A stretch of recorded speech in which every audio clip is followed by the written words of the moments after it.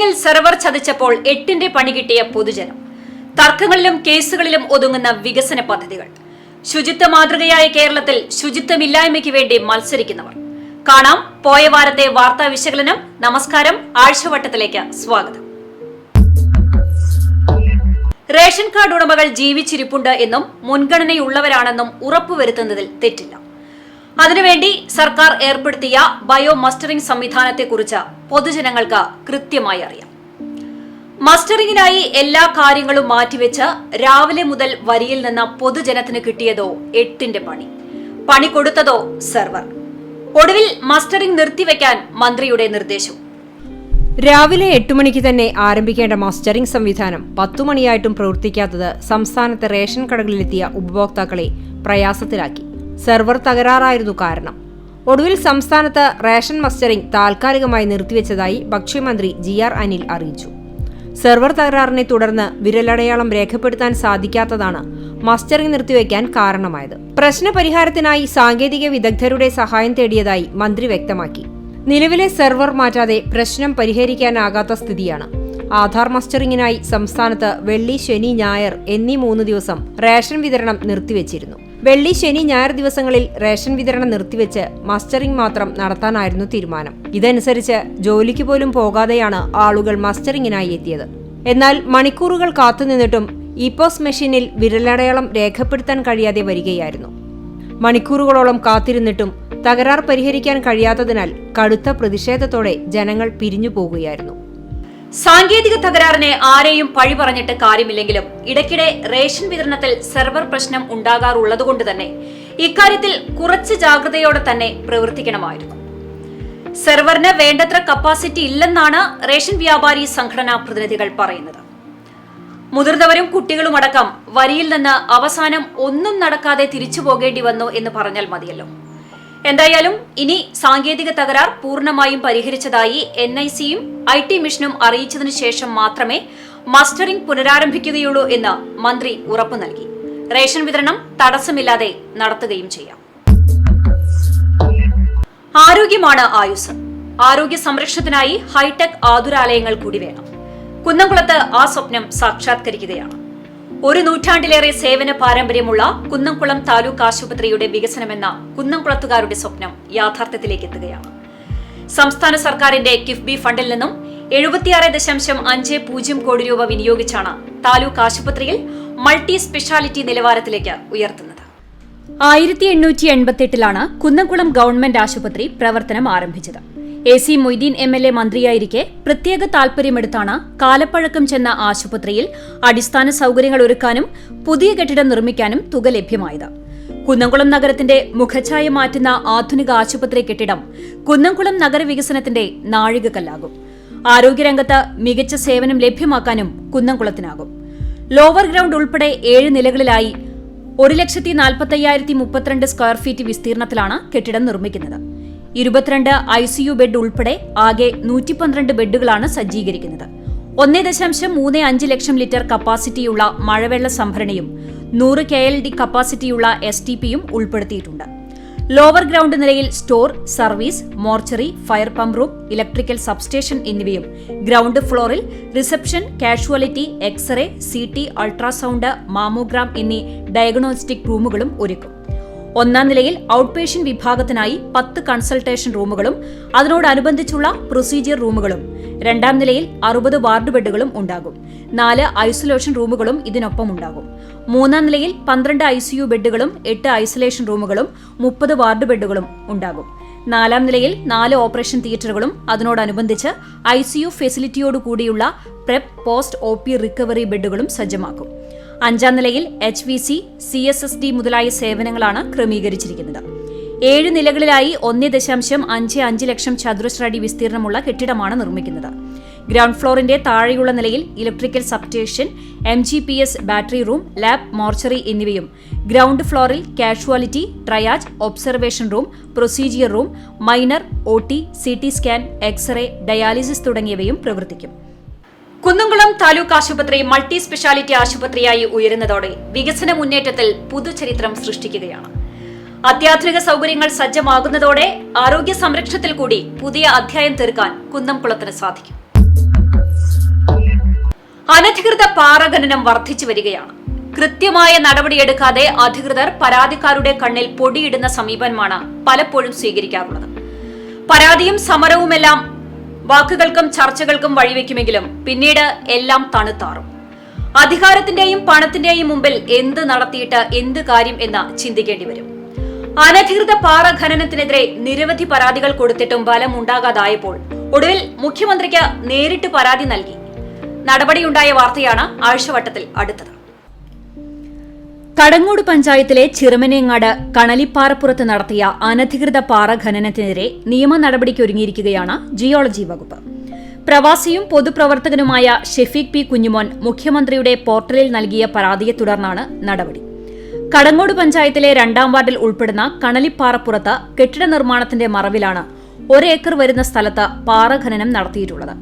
വാണിജ്യ ആവശ്യത്തിന് കെട്ടിടം നിർമ്മിക്കുവാനാണെന്ന് കാണിച്ചാണ് പഞ്ചായത്തിൽ നിന്ന് പെർമിറ്റ് എടുത്തിട്ടുള്ളത്. ഇതിന്റെ മറവിലാണ് വൻതോതിൽ പാറ ഖനനം നടത്തിയിട്ടുള്ളത്. എന്നാൽ വെടിക്കെട്ട് സാമഗ്രികൾ സൂക്ഷിക്കുന്നതിനുള്ള ഷെഡുകൾ നിർമ്മിക്കുന്നതിനാണ് സ്ഥലമുടമയുടെ ശ്രമമെന്ന് ചൂണ്ടിക്കാണിച്ച് നാട്ടുകാർ പ്രതിഷേധവുമായി രംഗത്തെത്തി. കെട്ടിടങ്ങൾ നിർമ്മിക്കുന്നതിനായി നടത്തിയ അനധികൃത പാറ ഖനനത്തിനെതിരെ നാട്ടുകാർ ജിയോളജി വകുപ്പിൽ പരാതി നൽകിയിരുന്നെങ്കിലും സ്ഥലം സന്ദർശിക്കാനും നടപടിയെടുക്കുവാനും അധികൃതർ തയ്യാറായിരുന്നില്ല എന്ന് നാട്ടുകാർ പറയുന്നു. ഈ സാഹചര്യത്തിലാണ് ഷെഫീഖ് പി കുഞ്ഞുമോൻ മുഖ്യമന്ത്രിക്ക് പരാതി നൽകിയത്. തുടർന്ന് മധ്യമേഖല മൈനിംഗ് ആൻഡ് ജിയോളജി വകുപ്പ് മിനറൽ സ്ക്വാഡ് സ്ഥലം സന്ദർശിക്കുകയും അനധികൃത ഖനനം നടത്തിയതായി കണ്ടെത്തുകയും ചെയ്തു. പഞ്ചായത്തിൽ നിന്ന് പെർമിറ്റ് സംബന്ധിച്ച രേഖകളും ഉദ്യോഗസ്ഥർ പരിശോധിച്ചിരുന്നു. തുടർന്ന് സ്ഥലം ഉടമയായ കാഞ്ഞിരക്കോട് ചുങ്കത്ത് വീട്ടിൽ ബോബന് ഖനനം നിർത്തിവെക്കുന്നതിനും നിയമ നടപടി സ്വീകരിക്കുന്നതിന്റെ ഭാഗമായി മാർച്ച് 18-ന് 11 മണിക്ക് ജിയോളജി വകുപ്പ് ഓഫീസിൽ നേരിട്ട് ഹാജരാകാനും ഉത്തരവ് നൽകിയിട്ടുണ്ട്.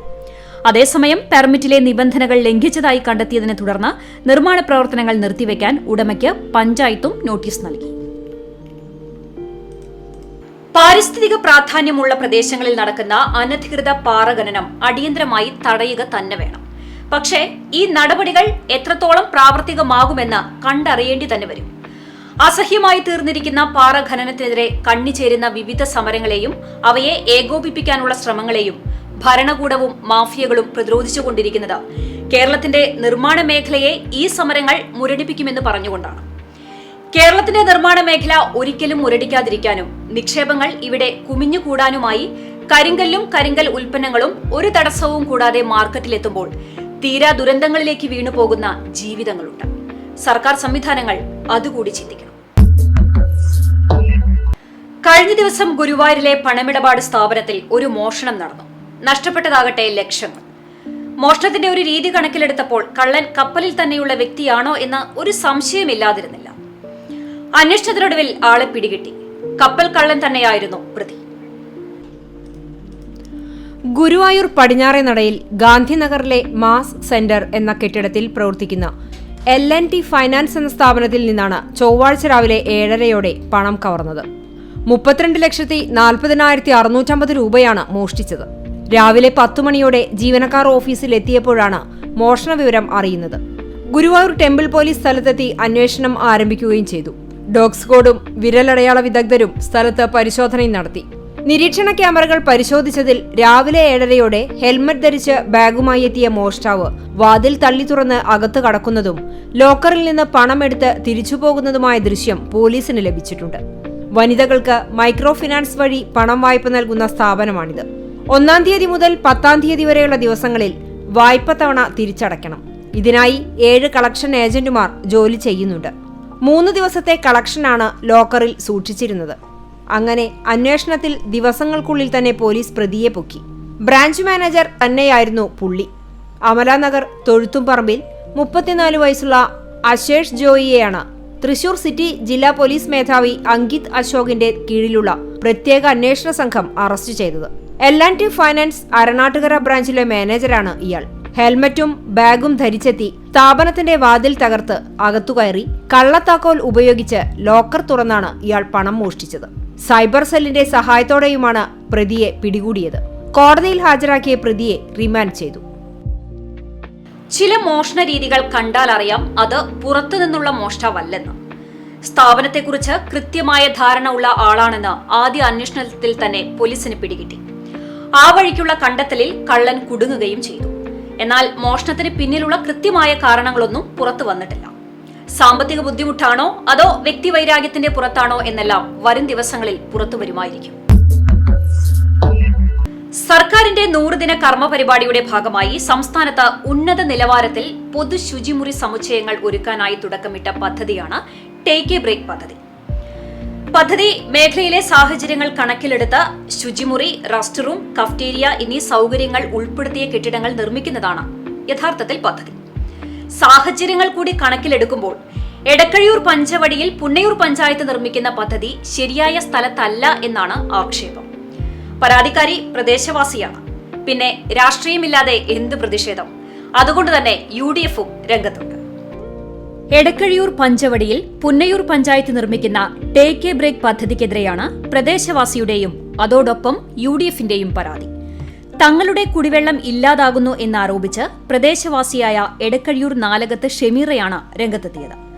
ഇത് നമ്മളെ വീടിനോട് ചേർന്നായതുകൊണ്ട് നമുക്കിത് ബുദ്ധിമുട്ടുണ്ട്. അതുകൊണ്ട് ബന്ധപ്പെട്ട അധികാരികൾ ഇത് എത്രയും പെട്ടെന്ന് ഈ ടോയ്ലറ്റ് സംവിധാനം ഇവിടെ പാർപ്പിക്കാൻ വേണ്ടിയിട്ട് തീരുമാനങ്ങൾ എടുക്കണം. ഇത് ഹൈവേ വരേണ്ട പ്രോജക്റ്റ് പ്രസിഡന്റിന് മാത്രമാണ് ഇത് ഒരൊറ്റ വാശി. പറയാൻ വേണ്ടി കമ്പനിക്കാരെന്നെ വിളിച്ചിരുന്നു. ഫേസ്ബുക്കിൽ ലൈവ് ഇട്ടതിന് ശേഷം അവരെന്നെ വിളിച്ചിട്ടുണ്ടായിരുന്നു. അപ്പോൾ അവരും പോലും പറഞ്ഞ് എന്നോട് എന്തെന്ന് നമ്മൾ ഇത് മാറ്റി സ്ഥാപിക്കാൻ പ്രസിഡന്റിനോട് സംസാരിക്കാം. പക്ഷേ ആ ആൾക്ക് മാത്രമാണ് ഇതിനോടുള്ള വാശി. അപ്പോൾ അതുകൊണ്ട് ഞങ്ങൾ ഈ പാവപ്പെട്ട എൻ്റെ വീടും എൻ്റെ കുടുംബമായിട്ട് എനിക്ക് എവിടെയും പോകാൻ മാർഗമില്ല. അതുകൊണ്ട് ഇത് എത്രയും പെട്ടെന്ന് ഇത് മാറ്റി സ്ഥാപിക്കാനും ഈ കുഴി തീർപ്പാക്കാനുള്ള വിഷയത്തിൽ തന്റെ വീടിന് സമീപത്താണ് പഞ്ചായത്തിന്റെ ടേക്ക് എ ബ്രേക്ക് നിർമ്മിക്കുന്നതെന്നും ഇതിന്റെ സെപ്റ്റിക് ടാങ്ക് സമീപത്തുള്ളതിനാൽ കുടിവെള്ള സ്രോതസ് മലിനമാകുന്നതായും വീട്ടുടമ ആരോപിച്ചു.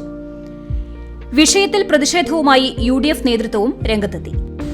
വളരെ മോശമായ പഞ്ചായത്ത് ബോർഡിലൊക്കെ ഞങ്ങൾ വളരെ ശക്തമായിട്ട് എതിർത്ത ആൾക്കാരാണ്. അത് എല്ലാം അങ്ങനെ മൂടിക്കിടന്നിരുന്ന ഇപ്പോൾ പെട്ടെന്നാണ് ഒരു സുപ്രഭാതത്തിൽ ഇത്തരത്തിലുള്ളൊരു വർക്കുമായിട്ട് ഇവർ മുന്നോട്ട് വന്നിട്ടുള്ളത്. ഒരു പലവട്ടം ഞങ്ങൾ പ്രതീക്ഷിച്ചിട്ടുള്ള അവിടെ പഞ്ചായത്തിന് മുമ്പിൽ വളരെ ഇതൊക്കെ ഞങ്ങൾ നടത്തിയിട്ടുള്ളതാണ്. അതിനൊക്കെ മറികടന്നുകൊണ്ടാണ് പഞ്ചായത്ത് പ്രസിഡന്റ് ഈ പണി ചെയ്യുന്നത്. ഇവർക്ക് ശല്യപ്പെടുന്ന ഒരു പരിപാടി ഇവിടെ നടന്നിട്ടുണ്ടെങ്കിൽ ഈ കുഴിയിൽ ഞങ്ങളൊക്കെ പൂച്ചേണ്ടി വരും എന്ന് ഞങ്ങൾക്ക് പറയാനുള്ളൂ. ദേശീയപാതയ്ക്ക് സമീപമാണ് ടേക്ക് എ ബ്രേക്ക് നിർമ്മിക്കേണ്ടതെന്നും മറ്റിടങ്ങളിലെല്ലാം ഈ പദ്ധതി ഇത്തരം ഇടങ്ങളിലാണ് സ്ഥാപിച്ചതെന്നും UDF പഞ്ചായത്ത് അംഗങ്ങൾ പറയുന്നു. അതേസമയം ഇതെല്ലാം രാഷ്ട്രീയ പ്രേരിതം മാത്രമാണെന്നാണ് പഞ്ചായത്ത് പ്രസിഡന്റ് TV സുരേന്ദ്രന്റെ മറുപടി. സ്ഥലസൗകര്യം നോക്കി തന്നെയാണ് പദ്ധതി നടപ്പാക്കിയിട്ടുള്ളത്. രാഷ്ട്രീയ മുതലെടുപ്പിന് വേണ്ടി മാത്രമാണ് ആരോപണങ്ങളുമായി പലരും മുന്നോട്ട് വരുന്നത്. ജനങ്ങളുടെ അടിസ്ഥാന പ്രശ്നങ്ങൾ പരിഹരിക്കുന്നതിന് എതിര് നിൽക്കുകയും ടൂറിസം സാധ്യതകളുടെ വികസനത്തെ തടസ്സപ്പെടുത്തുകയും ചെയ്യുന്ന പ്രവൃത്തികളിൽ നിന്ന് UDF പ്രതിനിധികൾ പിന്മാറണം എന്നും സുരേന്ദ്രൻ പറഞ്ഞു. അതേസമയം തന്നെ പരിസരവാസികൾ ആശങ്കപ്പെടേണ്ട സാഹചര്യമില്ല. അത് മനസ്സിലാക്കി അതിനുവേണ്ട നടപടികൾ സ്വീകരിക്കാൻ പഞ്ചായത്ത് തയ്യാറാണെന്നും പ്രസിഡന്റ് TV സുരേന്ദ്രൻ പറഞ്ഞു. പലയിടങ്ങളിലും ടേക്ക് എ ബ്രേക്ക് പദ്ധതി നടപ്പാക്കുന്നുണ്ടെങ്കിലും അതിൽ എത്രയെണ്ണം ഉപയോഗയോഗ്യമായി എന്ന് ചോദിച്ചാൽ ഇപ്പോഴും നോക്കുകുത്തിയായി കിടക്കുന്ന ടേക്ക് എ ബ്രേക്ക് പദ്ധതികൾ ഉണ്ടെന്ന് തന്നെയാണ് മറുപടി. ശുചിത്വ മിഷന്റെയും തദ്ദേശ ഭരണ വകുപ്പിന്റെയും സഹകരണത്തോടെ കെട്ടിടം നിർമ്മിച്ചെങ്കിലും പലയിടത്തും വാട്ടർ കണക്ഷൻ ഇല്ല, വൈദ്യുതിയില്ല. ഇപ്പോൾ കണ്ടതുപോലെ കെട്ടിട നിർമ്മാണം തർക്കങ്ങളിലും കേസുകളിലും കുടുങ്ങിക്കിടക്കുന്നത് വേറെയും. സാഹചര്യങ്ങൾ കൂടി അനുകൂലമായിട്ട് വേണം പദ്ധതികൾ തുടങ്ങാൻ. ഇല്ലെങ്കിൽ പിന്നെ വാഗ്ദാനത്തിൽ ഒതുങ്ങിയ പദ്ധതിയായി അത് അവിടെ കിടക്കും. മാലിന്യം പൊതു ഇടത്തിൽ വലിച്ചെറിയരുതെന്ന് പൊതുബോധമുള്ള എല്ലാവർക്കും അറിയാവുന്ന യാഥാർത്ഥ്യമാണ്. പക്ഷേ സ്വാർത്ഥ താൽപര്യങ്ങൾക്ക് വേണ്ടിയും സ്വന്തം കാര്യം സിന്ദാബാദ് എന്നതാണ് ചിലരുടെ നയം. അതുമൂലമുണ്ടാകുന്ന ഭവിഷ്യത്തുകൾ തങ്ങളുടെ കൂടി തലമുറകൾ അനുഭവിക്കേണ്ടി വരുമെന്നൊന്നും ഇക്കൂട്ടർ ചിന്തിക്കില്ല. ഇനിയിപ്പോ ചിന്തിച്ചാലും നേരത്തെ പറഞ്ഞതുപോലെ സ്വന്തം കാര്യമാണല്ലോ വലുത്. പറഞ്ഞു വന്നത് ചൂണ്ടൽ പഞ്ചായത്തിലെ ചിറനെല്ലൂർ കൂമ്പുഴ പുഴയിൽ തള്ളിയ അറവു മാലിന്യത്തെക്കുറിച്ചാണ്. സംഭവം അറിഞ്ഞ പഞ്ചായത്ത് അധികൃതരും സ്ഥലത്തെത്തി. അറവു മാലിന്യത്തിനൊപ്പം ചത്ത പശുക്കുട്ടിയുടെ ജഡമാണ് തള്ളിയത്. തെരുവുനായ്ക്കൾ പശുക്കുട്ടിയുടെ ജഡം കടിച്ചു വലിക്കുന്നത് നാട്ടുകാരുടെ ശ്രദ്ധയിൽപ്പെടുകയായിരുന്നു. പശുക്കുട്ടിയുടെ ജഡത്തിന് സമീപത്തായി പ്ലാസ്റ്റിക് കവറുകളിലായി അറവു മാലിന്യവും നിക്ഷേപിച്ചിട്ടുണ്ട്. പഞ്ചായത്ത് പരിധിയിൽ അനധികൃതമായി നടക്കുന്ന അറവുശാലകളിൽ നിന്നുള്ള മാലിന്യം പൊതുസ്ഥലങ്ങളിലും ജലസ്രോതസ്സുകളിലും തള്ളുന്നത് പതിവായി മാറിയിട്ടും പഞ്ചായത്തോ ആരോഗ്യ വിഭാഗമോ യാതൊരു നടപടിയും സ്വീകരിക്കാൻ തയ്യാറാകാത്തതാണ് ഈ അവസ്ഥയ്ക്ക് കാരണമെന്നാണ് നാട്ടുകാരുടെ ആക്ഷേപം. കേച്ചേരിയിലെ മാർക്കറ്റിൽ വിൽപ്പന നടത്തുന്ന ഇറച്ചി എവിടെ അറക്കുന്നതാണെന്നോ എത്തരത്തിലുള്ള കാലികളുടേതാണെന്നോ യാതൊരു നിശ്ചയവുമില്ല. ഒഴിഞ്ഞ പറമ്പുകളിലും കൂമ്പുഴ പഴയ പാലത്തിന് സമീപത്തായും അറവു നടക്കുന്നതായാണ് വിവരം. ഇത്തരം അനധികൃത അറവു കേന്ദ്രങ്ങളിൽ അറവു നടത്തി വിൽപ്പനയ്ക്കെത്തിക്കുന്ന ഇറച്ചി ജനങ്ങളുടെ ആരോഗ്യത്തെ തന്നെ ബാധിക്കുന്ന സാഹചര്യമാണുള്ളത്. ചത്ത പശുക്കളെ ഉൾപ്പെടെ ഇവിടെ അറുത്ത് വിൽപ്പനയ്ക്കെത്തിക്കുന്നുണ്ടെന്നാണ് നാട്ടുകാർ പറയുന്നത്. ഇത്തരത്തിൽ പൂർണ്ണ ഗർഭിണിയായിരിക്കെ ചത്ത പശുവിനെ വിൽപ്പനയ്ക്കായി അറുത്തപ്പോൾ ഉള്ളിലുണ്ടായിരുന്ന പശുക്കുട്ടിയെ പുഴയോരത്ത് ഉപേക്ഷിച്ചതാണോ എന്ന സംശയവും നാട്ടുകാർക്കിടയിലുണ്ട്. അനധികൃത അറവ് വ്യാപകമായി നടക്കുമ്പോഴും ആരോഗ്യ വിഭാഗം നോക്കുകുത്തിക്ക് സമാനമായ അവസ്ഥയിലാണ്. 1.5 വർഷത്തിനു മുമ്പ് പാറന്നൂരിന് സമീപം അനധികൃതമായി പ്രവർത്തിക്കുന്ന അറവു കേന്ദ്രം കണ്ടെത്തി പഞ്ചായത്തും ആരോഗ്യ വിഭാഗവും നോട്ടീസ് നൽകിയെങ്കിലും യാതൊരുവിധ തുടർ നടപടികളും ഉണ്ടായില്ല. കുപ്പിടിലൊക്കെയായിട്ട് ഈ സീസണിൽ വെള്ളം വെച്ചപ്പോൾ കുറച്ച് ആൾക്കാരെ കൂടിയിട്ട് വൃത്തിയാക്കിയെടുത്താണ് ഈ പുഴയുടെ ഭാഗം. അപ്പോൾ ഈ മറവിലാണ് ഈ സംഗതികൾ അറവും പരിപാടികൾ നടക്കുന്നത്.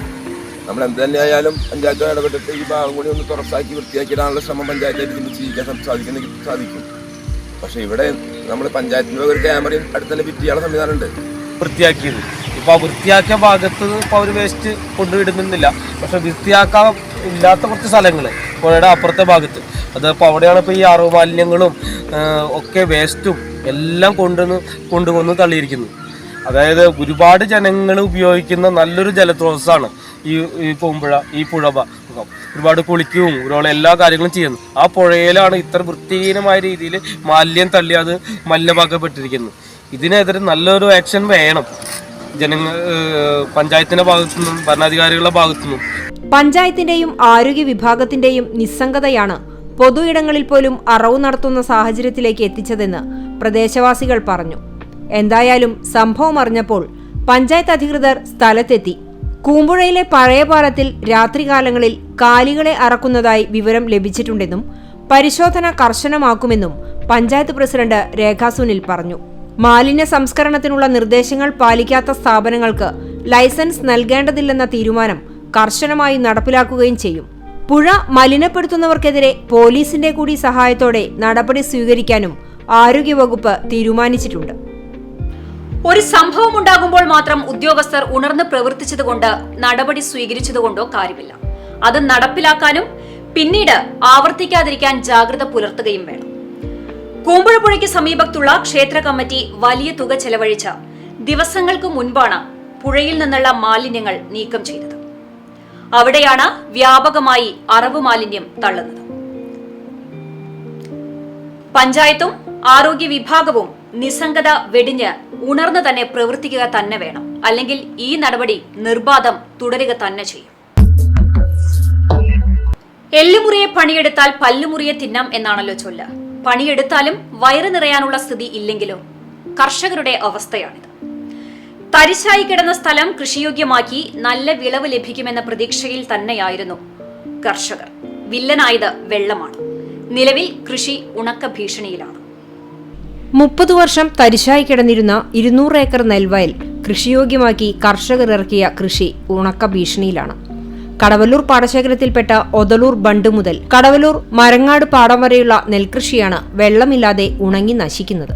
100ഓളം കർഷകർ ചേർന്ന് ഏറെ പ്രതീക്ഷയോടെയാണ് 4 വർഷം മുമ്പ് ഒട്ടേറെ പ്രതിസന്ധികൾ തരണം ചെയ്ത് തരിശുഭൂമി കൃഷിക്കുവേണ്ടി ഒരുക്കിയത്. പാഴ്ചെടികൾ വളർന്ന് കാടുപിടിച്ചു കിടന്നിരുന്ന പാടങ്ങൾ 6 മാസത്തെ അധ്വാനത്തിന് ഒടുവിലാണ് കൃഷിയോഗ്യമാക്കിയത്. പാഴ്ചെടികളും ചണ്ടിയും മണ്ണുമാന്തിയന്ത്രം ഉപയോഗിച്ചു മാറ്റുകയും 4 തവണ ഉഴൽ നടത്തുകയും പുതുതായി വരമ്പുകൾ നിർമ്മിക്കുകയും ചെയ്തു. കർഷകർ ചേർന്ന് പണം സ്വരൂപിച്ചാണ് പ്രവർത്തനങ്ങൾ നടത്തിയത്. പെട്ടിയും പറയും വലിയ തുകയ്ക്ക് വാടകയ്ക്കെടുത്ത് പാടശേഖരത്തിലെ വെള്ളം വറ്റിച്ചാണ് കൃഷി ഇറക്കുന്നത്. വേമ്പൻ തോട്ടിൽ നിന്നും മരങ്ങാട് താഴം തോട്ടിലേക്ക് പമ്പ് ചെയ്ത് നിറയ്ക്കുന്ന വെള്ളമാണ് പിന്നീട് കൃഷിക്ക് ഉപയോഗിക്കുക. വേമ്പൻ തോട്ടിലേക്ക് ആവശ്യമായ വെള്ളം ഒതളൂർ ബണ്ടിൽ നിന്നും പമ്പ് ചെയ്യും. സാധാരണയായി 50 ദിവസമാണ് പമ്പിംഗ് നടത്തുക. എന്നാൽ ഇത്തവണ ജനുവരി 10 മുതൽ 4 ദിവസം മാത്രമാണ് പമ്പിംഗ് നടന്നത്. ആവശ്യമായ വെള്ളം ശേഖരിക്കാൻ സാധിക്കാതെ വന്നതോടെ വേമ്പൻ തോടും മരങ്ങാട് തോടും പൂർണ്ണമായി വറ്റി. കടവല്ലൂർ പാടശേഖരത്തിലെയും വേമ്പൻ പടവ് പാടശേഖരത്തിലെയും 300 ഏക്കർ നെൽകൃഷി ഉണങ്ങി. വലിയൊരു സംഖ്യ പാടശേഖരത്തിൽ കർഷകർ ഇറങ്ങിയിരിക്കുക. എന്നിട്ടാണ് ഈ അവസ്ഥ. നമ്മളിത് 3-4 വർഷം കൊണ്ടാണ് പാടശേഖരത്തിൽ അതിൻ്റെ അടിസ്ഥാന സൗകര്യങ്ങൾ വർദ്ധിപ്പിക്കാൻ കഴിയും എന്ന് കരുതിയിരുന്നത്. പക്ഷെ എന്താ വെച്ചെങ്കിൽ ഈ നിലയ്ക്കാണെന്ന് വെച്ചെങ്കിൽ നമുക്കത് കഴിയില്ല. ഇപ്പോൾ കർഷകർ പറയണമെന്ന് വെച്ച് കഴിഞ്ഞാൽ ആ ചെയ്ത 100ഓളം കർഷകർ കൃഷി ഉപേക്ഷിച്ച് ഇത് വേണ്ടാന്ന് വെക്കാനുള്ള തയ്യാറെടുപ്പിലാണ്. വീണ്ടും നമ്മുടെ പാടശേഖരം വീണ്ടും തരിച്ച് കിടക്കാനുള്ള ഒരു അവസ്ഥയിലേക്കാണ് നീങ്ങിക്കൊണ്ടിരിക്കുന്നത്. 30 വർഷമായിട്ട് തരിശായി കിടക്കുന്ന സ്ഥലം ഇത്തരത്തിൽ കൃഷിയോഗ്യമാക്കി മാറ്റിയതിന് കർഷകർക്കും അതുപോലെ തന്നെ പഞ്ചായത്ത് സംവിധാനങ്ങൾക്കും പാടശേഖര സമിതിക്കും വലിയ പങ്കുണ്ട്. പക്ഷേ അതിന് നിലനിർത്തി കൊണ്ടുപോകാൻ പറ്റാത്തൊരു സ്ഥിതി ഇപ്പോൾ വന്നിരിക്കുക. ചെറിയ സൗകര്യങ്ങളൊക്കെ തന്നെ ഏർപ്പെടുത്താൻ നമുക്ക് സാധിച്ചു എന്നല്ലാതെ ഈ വന്ന പ്രതിസന്ധി എങ്ങനെ മറികടക്കാമെന്നുള്ളത് അധികാരികളുമായി ആലോചിച്ചുകൊണ്ട് തീരുമാനം എടുക്കേണ്ടതുണ്ട്. ഇപ്പോൾ സംഭവിച്ച കാര്യങ്ങൾക്ക് നഷ്ടപരിഹാരം കിട്ടുന്നതിന് ആവശ്യമായിട്ടുള്ള നടപടികളിലേക്ക് ഞങ്ങൾ പോവും. അത് ലഭ്യമാകും എന്നുള്ളത് തന്നെയാണ് ഞങ്ങളുടെ വിശ്വാസം. മറ്റൊന്ന്, വലിയ മോട്ടോറുകൾ നമുക്ക് കിട്ടണം. ആ കിട്ടുന്ന മോട്ടോർ ഉപയോഗിച്ചുകൊണ്ടാണ് നമുക്ക് അടുത്ത വർഷം ഈ ഒരു പ്രതിസന്ധി ഇല്ലാതെ മറികടക്കാൻ വേണ്ടി പറ്റുള്ളൂ. ദിവസങ്ങൾക്കുള്ളിൽ മഴ ലഭിച്ചാൽ കുറച്ചു ഭാഗങ്ങൾ ചിലപ്പോൾ രക്ഷപ്പെടുമെന്ന പ്രതീക്ഷയിലാണ് കർഷകർ. കൃഷി തുടരണമെങ്കിൽ തോടിന്റെ ആഴവും വീതിയും കൂട്ടി കൂടുതൽ ജലസംഭരണം ഉറപ്പാക്കണമെന്ന് കർഷകർ ആവശ്യപ്പെടുന്നു. ഒപ്പം നേരത്തെ കൃഷി തുടങ്ങുകയും വേണം. പാടത്തെ വെള്ളം വറ്റിച്ചാൽ മാത്രമേ ഈ മേഖലയിൽ നേരത്തെ കൃഷി ഇറക്കാൻ സാധിക്കൂ. അതിന് 30 HP ശേഷിയുള്ള പെട്ടിയും പറയും ആവശ്യമുണ്ട്. കടവല്ലൂർ പാടശേഖരത്തിലെ കൃഷി നിലനിർത്താൻ അധികൃതരുടെ ഇടപെടൽ ഉടൻ വേണമെന്ന് പാടശേഖര സമിതി ഭാരവാഹികളും പറയുന്നു. കാലാവസ്ഥാ വ്യതിയാനത്തെ ആശ്രയിച്ചാണ് കൃഷി. പ്രകൃതി കനിഞ്ഞാൽ നല്ല വിള ലഭിക്കും, ഇല്ലെങ്കിലോ പട്ടിണി തന്നെ അവസ്ഥ. മഴ കിട്ടിയാലും കിട്ടിയില്ലെങ്കിലും അതും കൃഷിയെ ബാധിക്കും. പ്രതീക്ഷയോടെയാണ് ഓരോ കർഷകരും മണ്ണിൽ വിളവിറക്കുന്നത്. ഒടുവിൽ പരാതികളും പ്രാരാബ്ധങ്ങളും മാത്രം ബാക്കി. ഇനിയിപ്പോ കർഷകർക്ക് ആശ്വാസമാകണമെങ്കിൽ മഴ തന്നെ കനിയണം. പോയ വാരത്തെ വാർത്താ വിശകലനവുമായുള്ള ആഴ്ചവട്ടം ഇവിടെ സമാപിക്കുന്നു. അടുത്ത ആഴ്ച വീണ്ടും കാണാം. നന്ദി, നമസ്കാരം.